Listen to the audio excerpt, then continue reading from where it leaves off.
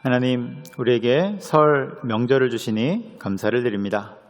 하나님 안에서 가족의 사랑을 누리게 하시며 은혜의 명절이 되도록 도와주옵소서. 먼 길을 오고 가는 성도들에게는 안전을 붙잡아 주시옵고, 또한 소외된 이웃들에게는 하나님의 위로가 있게 하여 주옵소서. 오늘도 예배를 드립니다. 이 시간 풍성한 은혜로 인도하여 주옵소서. 감사하며 예수님의 이름으로 기도합니다.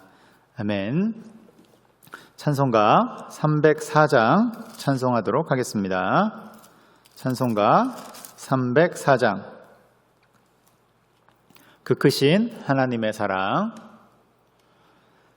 찬송가 304장 찬송하도록 하겠습니다. 그 크신 하나님의 사랑 말로 다 영영 못하네. 저 높고 높은 별을 넘어 이 낮고 낮은 땅 위에 죄범한 영혼 구하려 그 아들 보내사 화목제물 삼으시고 죄 용서하셨네. 하나님 크신 사랑은 증량 다 못하네. 영원히 변치 않는 사랑 성도여 찬양하세. 외로운 시절 지나가고 땅 위에 영화세할 때 주 믿지 않던 영혼들은 큰 소리 외쳐 울어도 주 믿는 성도들에게 큰 사랑 베푸사 우리의 죄 사했으니 그 은혜 잊을까. 하나님 크신 사랑은 증량 다 못하네. 영원히 변치 않는 사랑 성도여 찬양하세. 하늘을 두루마리 삼고 바다를 먹물 삼아도 한없는 하나님의 사랑 다 기록할 수 없겠네. 하나님의 크신 사랑 그 어찌 다 쓸까. 저 하늘 높이 쌓아도 채우지 못하리. 하나님 크신 사랑은 증량 다 못하네. 영원히 변치 않는 사랑 성도여 찬양하세. 아멘. 오늘 말씀은 시편입니다.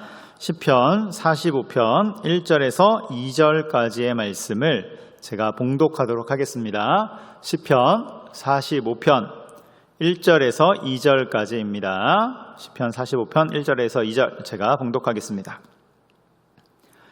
내 마음이 좋은 말로 왕을 위하여 지은 것을 말하리니 내 혀는 글솜씨가 뛰어난 서기관의 붓글과 같도다.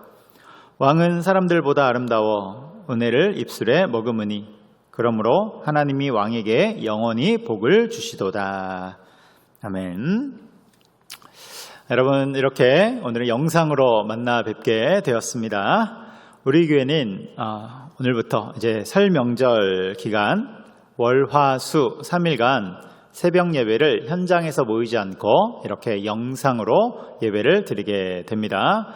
그리고 설교 본문도 그동안 해오던 창세기의 본문을 잠시 쉬고 시편의 말씀을 나누게 됩니다. 특별히 이번 3일간은 시편 45편, 46편, 47편 이렇게 세 편의 말씀을 나누게 되는데요. 이 시편들은 하나님을 찬송하는 시편들입니다.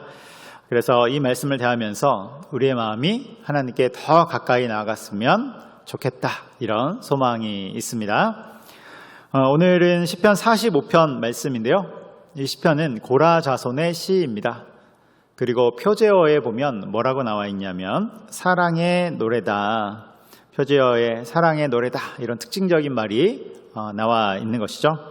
그런데 여기에서 말하는 사랑의 노래라는 것은 결혼식을 뜻합니다. 결혼식. 그래서 오늘 본문인 시편 45편 말씀은 결혼을 축하하는 그런 시인데요. 특별히 왕의 결혼을 축하하는 시입니다. 그래서 오늘 본문을 읽어보면 왕이라는 단어가 무척이나 많이 들어가 있는 것을 보게 되는 것이죠. 본문의 분위기를 알 수 있는 구절이 8절과 9절인데요. 8절과 9절을 제가 한번 읽어보도록 하겠습니다. 8절과 9절 제가 한번 읽어보겠습니다. 왕의 모든 옷은 모략과 침향과 육개의 향기가 있으며 상하궁에서 나오는 현악은 왕을 즐겁게 하도다. 여러분, 결혼식의 분위기가 느껴지나요?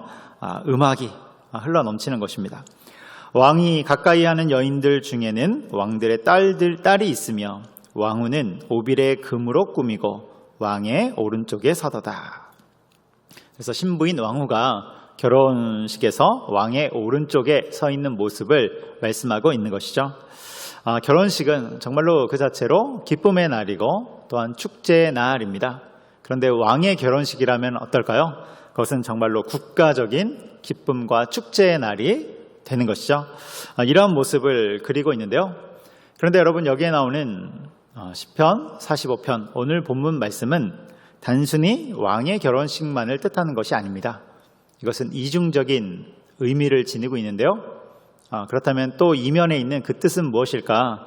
그것은 바로 메시아 예수님을 찬양하는, 메시아 예수님을 예언하는 그 시가 되는 것입니다.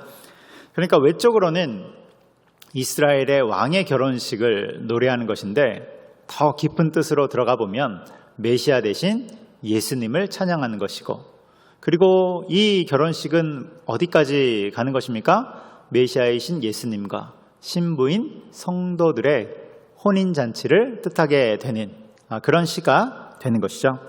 그래서 오늘 본문을 읽을 때는 왕이라는 단어가 나올 때마다 예수님으로 바꿔서 읽으면 훨씬 더 우리 가운데 와닿게 되는 것입니다. 그래서 이 시는 예수님을 향하는 그 시가 되는데요. 1절부터 쭉 읽어보면 정말로 그 자체로 엄청난 찬양이 되는 것이죠. 그래서 1절에 보면 내 마음이 좋은 말로 왕을 위하여 지은 것을 말하리니, 이렇게 나오는 것입니다.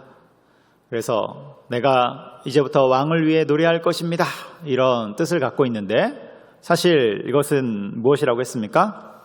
내가 지금부터 예수님을 위해서 노래할 것입니다, 이렇게 바꿔서 볼 수 있다는 것이죠. 메시아 예수님을 찬양하겠습니다, 이런 선언과도 같은 것입니다. 그런데 예수님을 향해서 노래를 하려고 하니까 마음이 벅차오르는 것이죠. 그래서 1절 중반부부터 그런 시적으로 그 마음이 표현되는 것입니다. 예수님을 향해서 노래를 하려고 하니까 마음이 벅차오르는 것, 이것이 시적인 표현으로 나온 것이죠. 다음으로 2절에 보면 왕은 예수님이죠. 예수님은 사람들보다 아름답도다, 이렇게 나옵니다. 아름답도다. 이것은 단순히 외적인 모습일 수도 있지만 그보다는 은혜로운 입술, 즉 말에 은혜가 넘치기 때문에 그런 것입니다. 이것을 이제 더 깊은 뜻으로 보면 우리 예수님의 인자한 말씀, 그 진리의 말씀을 뜻하는 것이죠. 3절도 읽어보겠습니다. 3절에 보면 용사여 칼을 허리에 차고 왕의 영화와 위엄을 입으소서. 고대 시대의 왕은 전쟁에 앞장서는 용사이기도 했죠. 그래서 그 용맹과 위엄을 이야기하고 있는 것입니다. 그런데 여기에서 말하는 용사, 즉 우리 예수님은 뭘로 무장을 하냐면 4절에 나오는데 칼이나 활로 무장하는 것이 아니라 진리와 온유와 공의로 무장하는 것입니다. 그러니까 진리의 말씀, 온유의 심령, 공의로운 심판, 이것이 바로 예수님의 무기가 된다는 것입니다. 그래서 예수님의 승리의 모습이 이제 5절에 나온 것이죠. 그래서 예수님의 승리를 보고 만민이 그 앞에 무릎 꿇고 엎드려 경배를 드리는 것입니다. 예수님 편에 있는 자들은 예수님의 승리를 보며 경배하고 예수님의 반대편에 있는 자들은 그 주님의 주권을 보면서 무릎 꿇고 경배를 드리는 것이죠. 그래서 6절에 보면 이렇게 나옵니다. 6절도 제가 읽어보겠습니다. 하나님이여 주의 보좌는 영원하며 주의 나라의 규, 통치의 막대기죠. 통치의 막대기는 공평한 규이니이다. 그러니까 주님의 통치가 공의롭고 공정하고 영원합니다. 이렇게 노래를 하고 있는 것입니다. 여러분, 예수님은 승리하신 왕으로서 세상의 모든 것을 통치하시고 만물을 다스리시는 메시아가 되심을 여러분 기억하시기 바랍니다. 그래서 우리도 오늘 시편에 나오는 이 말씀처럼 주님을 찬양하고 경배하며 나가는 것입니다. 하나님이여, 주님이여, 예수님이여, 우리 주님은 영원하십니다. 주님의 보좌는 영원하고 주님의 나라는 영원하고 주님의 통치는 영원합니다. 그렇게 주님께 우리의 찬양과 경배를 올려드리는 것입니다. 그렇게 나아가는 우리가 되기를 주님의 이름으로 축복합니다. 그런데 오늘 본문은 이제 왕 대신 예수님을 찬양하는데, 근데 찬양으로만 끝나는 것이 아니라 8절부터는 그 포커스가 결혼식으로 가는 것이죠. 결혼식. 그래서 8절 맨 끝에 보면 즐거운 현악이 나오고 9절에 보면 왕후, 즉 신부가 아름답게 꾸미면서 왕의 곁에 서 있는 모습이 나옵니다. 그러면 왕이, 예수님이죠. 신랑 되신 예수님이 신부를, 우리를 아름답게 맞이해 주는 모습, 그것이 11절에 나온 것이죠. 여러분, 마지막 날이 되면 예수님, 신랑 되신 예수님과 혼인잔치가 있을 터입니다. 그때 우리를 신부로 맞아주시는 것이죠. 그런데 여러분 한번 생각해 보세요. 우리 인간이 사실 뭐가 아름답습니까? 죄로 인해 더럽고 죄로 인해 타락한 것이 바로 우리 인간이잖아요. 그런데 우리 예수님이 우리를 아름답다 말해줍니다. 정확하게 말하면 아름답게 여겨주시는 것이죠. 죄인이 아니라 의인으로 여겨주시는 것입니다.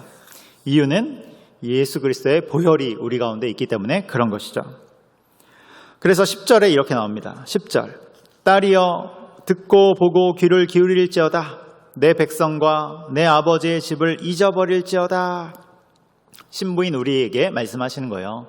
내 아버지의 집을 잊어버릴지어다. 여기서 내 아버지의 집은 옛날의 삶을 뜻합니다. 결혼 전에, 그러니까 죄된 삶을 뜻하죠. 죄된 삶, 그 과거를 청산하라는 거예요. 과거에 세상에 미련을 둔 것들, 과거에 죄를 선택했던 그 모든 것을 다 청산하라. 다시 말해 거룩한 신부로 서라. 이것을 뜻하는 것입니다. 여러분, 이 시를 계속해서 읽어보면 마치 마지막 날에 정말로 주님과 함께 있을 그 어린 양의 혼인잔치가 연상이 됩니다. 우리가 마지막 날 천국에 가면 우리 신랑 되신 예수님을 이렇게 만날 터인데요. 그때는 죄된 이 세상, 고통과 아픔이 있는 이 세상, 그 부족했던 모든 세상의 일은 청산되고 예수님이 우리를 맞아주시는 것입니다. 아름다운 모습으로, 부활의 모습으로 우리를 맞아주시는 것입니다. 여러분, 우리는 그 마지막 날을 향해서 계속해서 우리의 인생이 달려가고 있는 것입니다. 그날이 오면 이 땅에서의 모든 눈물과 아픔과 수고는 그치고 주님이 우리를 위로해 주실 것입니다. 그리고 우리가 이 땅에서 수고하고 충성했던 작은 일들을 주님이 또한 기쁨으로 받아 주실 것입니다.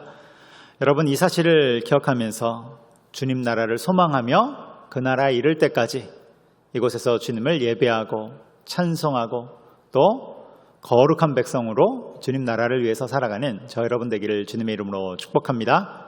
기도하겠습니다. 사랑과 은혜가 많으신 하나님 아버지, 우리를 주님의 거룩한 신부로 여겨주시고 맞아주시니 참으로 감사드립니다. 이 땅에서 우리의 삶이 그러한 신랑 되신 예수님과 함께 살아가는 삶이 되게 하시며 메시아 예수님을 예배하고 경배하는 삶이 될 수 있도록 인도하여 주시옵소서. 또한 우리의 가슴에는 하나님의 나라가 있어서 그 나라를 향해 살아가는 귀한 주님의 백성들 될 수 있도록 인도하여 주시옵소서. 우리의 모든 삶을 주님께 맡기며 예수님의 이름으로 기도합니다. 아멘. 하늘에 계신 우리 아버지, 아버지의 이름을 거룩하게 하시며 아버지의 나라가 오게 하시며 아버지의 뜻이 하늘에서와 같이 땅에서도 이루어지게 하소서. 오늘 우리에게 일용할 양식을 주시고 우리가 우리에게 잘못한 사람을 용서하여 준 것 같이 우리 죄를 용서하여 주시고 우리를 시험에 빠지지 않게 하시고 악에서 구하소서. 나라와 권능과 영광이 영원히 아버지의 것입니다. 아멘.